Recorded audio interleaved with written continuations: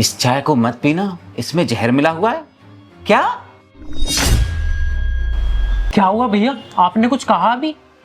कुछ नहीं, वो मैं क्या सोच रहा था कि मैं ना ऑफिस के लिए बहुत लेट हो गया हूँ, मैं ऑफिस निकल जाता हूँ, वरना लेट हो गया तो बॉस की बहुत डांट पड़ेगी। अच्छा चलो ठीक है, तो जाओ आप। और हाँ, मैं तुझे एक बात बताना तो भूल ही गया, वो आज मेरी बॉस के साथ ना बहुत अर्जेंट मीटिंग है, तो मुझे आने में देर हो जाएगी। 10-12 भी बज सकते हैं, तो ठीक है मैं चलता हूँ, है ना? ठीक है। और पूनम, मुझे ना तुमसे एक ज़रूरी काम है, तुम जरा मेरे साथ बाहर तक चलो। जी साहब, आती हूँ। ठीक है मैं चलता हूँ, ध्यान रखना अपना।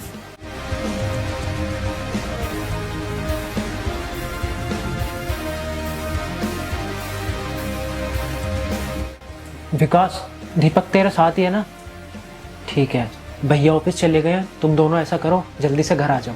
अरे यार तुम टेंशन मत लो, मैंने सारा इंतजाम कर दिया है, अब तुम देर मत करो, जल्दी से आ जाओ घर पे। और हाँ, ज़्यादा शोर मत करना, वरना पड़ोसी को पता चल गया ना तो भैया से कह देंगे। अब तुम जल्दी से आ जाओ, मैं गेट खुला रखूँगा। विकास, दीपक से तो बात हो गई, अब इस नौकरानी का क्या करूँ, इसे कैसे भगाऊँ घर से? पूनम, क्या है ये सब? क्या ड्रामा लगा रखा है तुमने? और तुम मुझे ये बताओ, मेरी चाय में भला कौन मिलाएगा जहर? क्यों कर रही हो तुम ये सब? साहब, मुझे आपसे कुछ बात करनी थी, इसलिए मैंने ये सब किया। क्या तुमने मुझसे बात करने के लिए ये सब किया? खैर बताओ, तुम क्या बात करनी है तुम्हें मुझसे? साहब, छोटे साहब आपको धोखा दे रहे हैं। क्या? मेरा भाई मुझे धोखा दे रहा है? ये क्या बोल रही हो तुम? मुझे पता है साहब कि आप मेरी बात पे विश्वास नहीं करोगे, लेकिन जब आप ऑफिस चले जाते हो ना साहब, तो यहाँ पे बहुत कुछ होता है। छोटे साहब अपने दोस्तों को बुलाते हैं और आपके खिलाफ पता नहीं क्या क्या बातें करते हैं साहब, छोटे साहब आपकी सारी संपत्ति अपने नाम कराना चाहते हैं और अपने दोस्तों के साथ प्लान बनाते रहते हैं आपको मारने का। पूनम, तुम्हारा दिमाग खराब हो गया है क्या? तुम ये क्या बोले जा रही हो? मेरा भाई है वो भला मुझे कैसे धोखा दे सकता है? अगर आपको मेरी बातों पे विश्वास नहीं है तो आप ऐसा करो, आज यहीं रुक जाओ, ऑफिस मत जाओ और आप खुद देख लेना कि ये लोग आपके खिलाफ क्या साजिश रच रहे हैं। पूनम, मुझे तो लगता है तुम्हारा सच में दिमाग चल गया है, जो तुम मेरे भाई के बारे में इतना सब कुछ बोले जा रही हो। अरे तुम ये कैसे भूल रही हो, वो तुम्हारा मालिक है और तुम उसकी नौकरानी।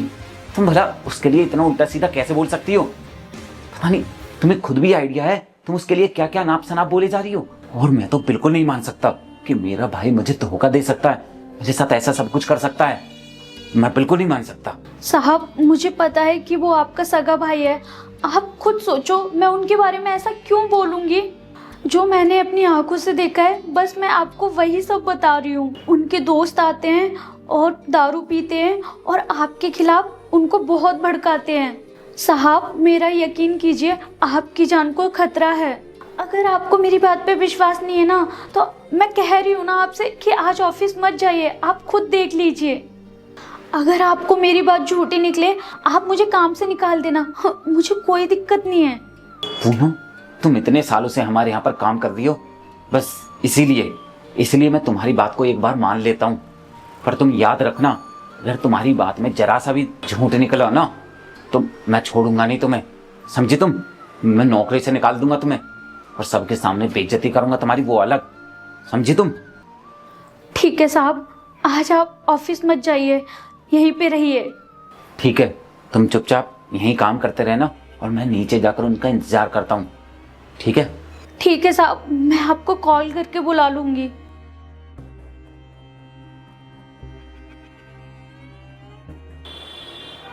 पूनम,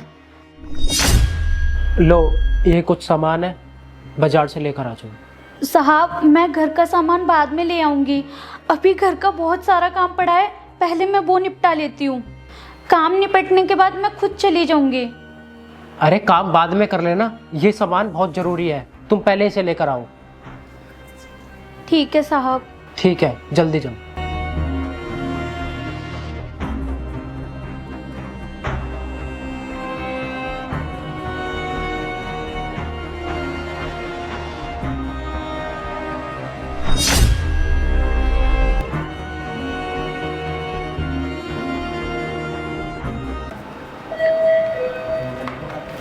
अरे आ गए तुम? हाँ आ गए। कितनी देर लगा दी गेट खोलने में? अरे वो मैं वॉशरूम गया था इसलिए थोड़ा टाइम लग गया। वैसे तुम बताओ इतना लेट कैसे हो गए? मुझे तो डर था कहीं तुम्हें भैया ने रंगे हाथों नहीं पकड़ लिया हो। अरे यार रास्ते में इतना ट्रैफिक था, उसी की वजह से बहुत लेट हो गए। अब सारी बात यहीं करेगा या अंदर भी चलेगा? आओ आओ अंदर आओ।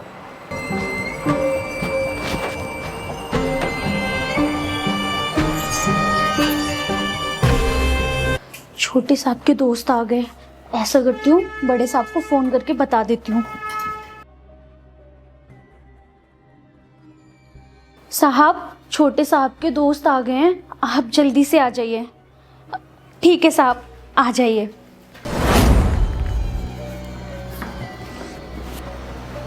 आओ बैठो। देखो मैंने तुम्हारे लिए पहले बोतल ला के रख दिया है। ये तो समझदारी वाले काम किया तूने। खैर भैया तो नहीं है ना यहाँ पर? नहीं भैया नहीं है। तो अब क्या सोचा है, कैसे हटाना है तेरे भाई को रास्ते से? हटाने का यार, जैसे ही वो घर आएंगे ना तो उन्हें दारू पीने के लिए बैठा लेंगे और तू है ना पीछे से उनके गिलास में जहर मिला दियो। उसके बाद बॉडी हमें ठिकाने लगाने 2 ड्राम रखे हुए हैं, सीमेंट डाल के उसमें कर देंगे काम। ये तो बहुत अच्छा प्लान है। और सुन दीपक, तो उनको बातों में लगाए रहना, उनको जरा भी भनक नहीं लगनी चाहिए कि हम ऐसा कुछ करने वाले हैं। ठीक है भाई। अभिषेक,